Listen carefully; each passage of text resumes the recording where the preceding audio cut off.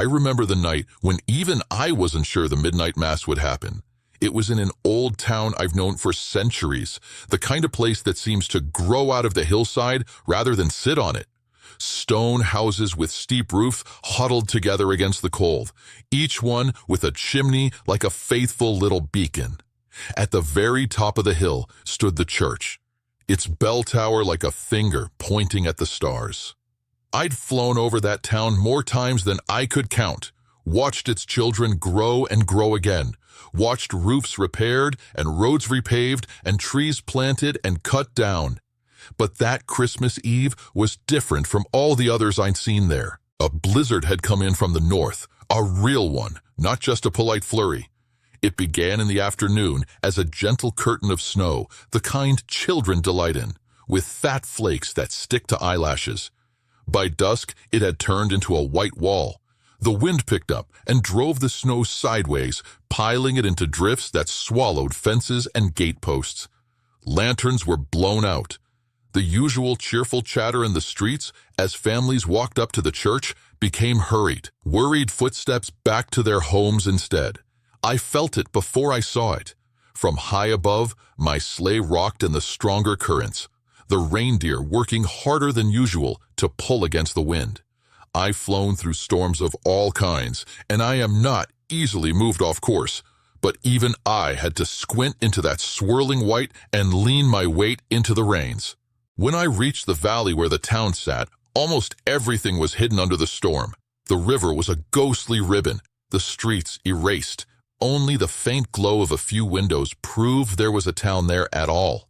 And at the very top, where the church stood, there was only darkness. No lanterns, no candles in the windows, no bell. Midnight mass in that town was not just a service, it was a promise. Every year, no matter what else happened, the people gathered there. They trudged up the hill with candles in their hands and children in their arms, with songs on their lips and sorrows in their pockets. I had counted on that bell many times as I flew. Its midnight chime was one of the markers of my long night. Seeing the tower dark unsettled me. I brought the sleigh lower, so low that the snow stung my face like needles. The reindeer snorted, their breath torn away by the gale. I could just make out the narrow road up to the church, clogged with drifts, and in the middle of that road, one small, stubborn figure. She was wading through snow almost up to her knees, clutching a lantern that kept going out and flaring back to life as the wind fought it. Her cloak was too thin for the weather, and the hood had fallen back, letting the snow cling to her hair. But she kept going, step by step, as if the storm were merely an annoying relative rather than a real danger. Her name was Clara. I had delivered toys to her house for several years. I knew the tilt of her head when she laughed, the way she kept her worn books carefully stacked by her bedside, the way she always left 2 cookies on the plate instead of 1, in case someone else needed one more than I do. She was not exceptional in any grand storybook way. She was simply good, in the small, daily way that matters most. That night, she was carrying something other than cookies or books. In her other hand, she held a small wooden box wrapped in a bit of cloth to protect it from the snow. I could not see what was inside it yet, but I felt the importance of it from where I hovered above. I circled once, then brought the sleigh down behind the shelter of a copse of trees. The reindeer, relieved to be out of the full force of the wind, stamped and shook themselves, sending snow flying. "I won't be long," I told them, patting a neck here and there. "Keep each other warm." Then I stepped off into the storm. You must understand, most of the time, I pass unseen, slipping down chimneys and through the cracks of doors, touching hearts more than I touch floorboards. But there are nights when I move a little more obviously, at least in the world of thoughts and choices. This was one of them. I walked up the road toward the church, my boots sinking deep into the drifts. The wind tugged at my coat, trying to turn me back. Ahead of me, Clara staggered once, caught herself, and then stopped at last, chest heaving. "What are you doing out here, little one?" I murmured, though she couldn't hear my voice as you hear another person's. Everyone else has sense enough to stay inside. She turned and looked down the hill. From that vantage point, The town was a soft, shapeless glow under the storm. No one else was braving the road. The usual procession of flickering lights and moving shadows was absent. The steps leading up to the church porch were half buried. She shivered, then squared her shoulders. "You can't start without a light," she said aloud, to no one I could see. "And you can't have Christmas without midnight mass. Someone has to go." Her lantern flickered again and went out. I saw the tiny spark inside her waver with it. It's one thing to be brave in your kitchen. Quite another to be brave in a storm that seems big enough to swallow the world. I cupped my hands around the space between her and the wind, not in a way that bent the rules of weather, but just enough, just for a moment, to give her a bit of shelter. "Try again," I thought gently. She opened the lantern, hands shaking, and struck the little tinder inside. The flame sprang up, surprisingly strong, as if it had been waiting for its chance. Clara closed the glass and held it close to her chest. "That's better," she said, breathing on her numb fingers. "Come on, just a little farther." She pushed on. By the time she reached the church, she was white with snow, her cheeks raw, her lips pale. The heavy door did not open when she pushed it. She had to lean all her weight against it twice before it gave way with a reluctant groan. Inside, the church was colder than the street.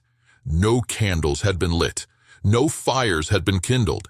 The air smelled of stone and old wood and the faintest ghost of incense. Pews waited in darkness. The altar was a pale shape at the far end. It might have been any night, not the night. "Hello?" Clara called, her voice small and swallowed by the vaulted ceiling. "Is anyone here?" There was no answer. She moved down the aisle, her lantern casting trembling circles of light. The familiar statues and carvings looked strange in the shifting shadows, like half-remembered faces. She reached the front and set her little wooden box gently on the step before the altar.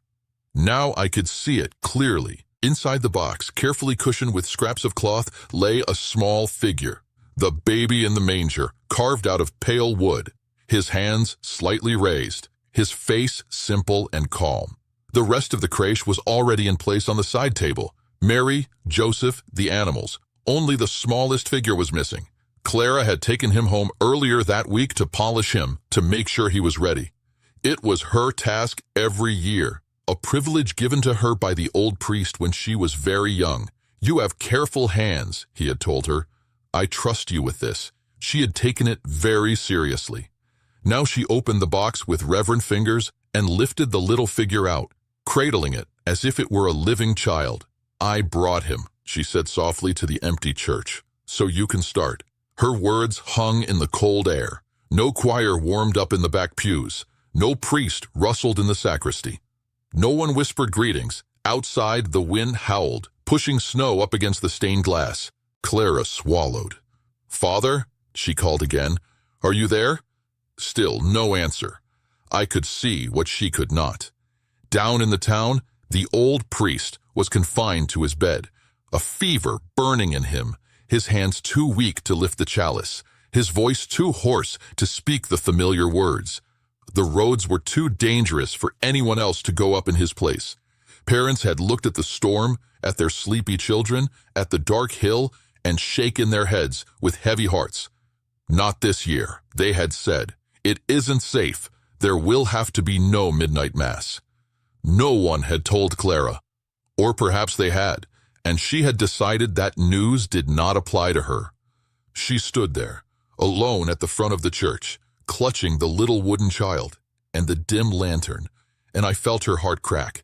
"It can't just not happen," she whispered. "It's Christmas. I am very old, and I've seen wars and famines and storms stop all kinds of plans. I've seen years when churches were dark, when bells did not ring, when people could not gather. I know that Christmas does not disappear when a tradition pauses. It goes on in quieter places. But I also know that sometimes one small act can carry a whole town's hope on its back." Clara looked up at the empty choir loft, at the silent organ pipes, then backed down at the figure in her hands. "All right," she said, more to herself than to anyone else. "Then I will start it." She walked over to the little creche and placed the carved child gently in the manger. He lay there in the straw, arms outstretched as if welcoming the empty pews. Then she turned to the altar, set her lantern in front of it, and knelt. "I don't know all the words," she said softly, "the way Father does. But I remember some of them, and I remember the songs." Her voice shook, but she cleared her throat and began, very quietly, to sing. It was not grand. She did not have the training of a chorister. Her notes wavered sometimes, but she sang the carol she knew best, the one her grandmother had hummed while baking, the one the village children had learned together once upon a time. The words rose into the cold air, thin but clear. One candle, one child's voice, one small figure in a wooden manger. It does not sound like much, does it? And yet, when I tell you that the moment she began to sing, the storm outside shifted, I do not mean that the snow stopped or the wind died. The weather does not answer to songs that way, not usually. But something in the heart of the town heard her. In their little houses down the hill, people stirred. An old woman, sitting by herself with her shawl pulled tight around her shoulders, heard a faint thread of song on the wind and hummed along, without even thinking. A young couple, rocking their baby by the stove, fell silent as their child stopped fussing and stared toward the door, listening. A boy who had gone to bed angry that Christmas was ruined for lack of the Mass, suddenly thought of the church and wondered if anyone had gone. The spirit of the night, which had been flattened low by worry and weather, lifted its head. Back in the church, Clara finished her carol and took a shaky breath. Her knees ached against the cold stone. She shifted, unsure what to do next. "Maybe," she murmured, "if I light the candles." She stood and moved along the window ledges, using her lantern to coax each wick into life. One candle, then 2, then 10, then 20. The soft light began to push back the darkness, turning the hard edges of the pews into warmer shapes. Shadows danced on the walls. From outside, the church, which had been a black shape on the hill, now glowed faintly from within. "What's that?" someone down in the town asked, peering out through snow-laced glass. "Look," another said, pressing closer. "The church is lit." One by one, in ones and twos and small clusters, people opened their doors and stepped into the storm. They wrapped scarves around their faces and pulled children close. The path up the hill was treacherous, but they knew it well. The snow was deep, but they helped one another through it, hands gripping elbows, boots finding footholds where the first brave footprints had pressed down. By the time Clara had lit the last candle and returned to the front, she heard it at last, the sound she had been longing for without realizing it. Footsteps, many of them, and voices. And then, as the heavy door opened, the rush of cold air and the smell of snow and people. She turned and saw them coming in. Neighbors shaking off the storm, cheeks flushed, eyes bright with surprise. Children blinking at the candles, parents murmuring to one another. The old baker with his cap dusted white. The blacksmith's wife, elbows dusted with flour from bread she'd left mid-knead. The old woman with her shawl. The young couple with their baby.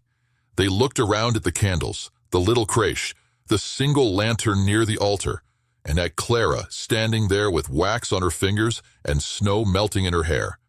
"Did you light all these?" someone asked. She nodded, suddenly shy. "I thought," she said, "that Christmas might come anyway, even if it was just me." The vicar's elderly assistant, who had trudged up at the last minute with a message about the priest, stepped forward. His joints ached and his back was bent, but his voice, when he spoke, was steady. "The father is ill," he said. "He cannot be here. But it seems to me that midnight mass has already begun." He looked at Clara, then at the gathered people. "Shall we pray together," he asked, "and sing and remember what this night means? Priest or no priest?" There was a murmur of assent, soft but deep. People found their usual pews or chose new ones. Children clambered up beside parents. A baby whimpered and was rocked gently. Mittens were pulled off, hands rubbed together, breath released in little puffs. The assistant led the prayers in simple words. The carols rose, stronger now, many voices joining. The old organ, silent at first, came to life under the hands of a villager who knew just enough to manage the familiar melodies. The storm outside continued to rage, but inside, the church was warm with something that did not come from the candles alone. Up in the loft of the night, I watched it all with a full heart. The miracle of that midnight mass was not that the storm suddenly went away. It did not. Roads remained blocked. The priest remained ill. Many things were still hard when morning came. The miracle was that one child refused to let the light go out, and because of that, others found their way to it. When the service finally ended and people spilled back into the white world, they walked differently. Not because their troubles had vanished, but because they had remembered they did not have to bear them alone. Clara stayed behind with the assistant to snuff the candles and gather the wax drippings. When they were done, he put a hand on her shoulder. "You carried the whole village up the hill tonight," he said quietly. She shook her head. "I only brought a lantern and the baby," she replied. "Sometimes," he said, "that is all it takes." Later, when I visited her home, I left her a small gift on her bedside table. A new lantern, sturdier than the old one, with a clear glass that would resist the wind a little better. On its metal base, in tiny letters, were etched 3 words: "Light it anyway." So if you ever find yourself in a year when traditions falter, when storms of weather or worry keep people apart, when it seems as if the midnight mass in your heart has been canceled, remember Clara and her walk up the hill. Remember that the miracle of that night was not thunder in the sky or lightning on the steeple, but a lantern held in numb hands and a song sung into an empty church. I will be out there as I always am, flying above towns and cities and lonely houses, and when I see one small light burning stubbornly against the dark, when I hear one voice starting a song no one else is sure they remember, I will smile and say to the night, "There, the miracle has begun. Merry Christmas, my friend." When the storm is loud and the way is hard, may you be the one who lights it anyway, or the one who sees that little light and walks toward it.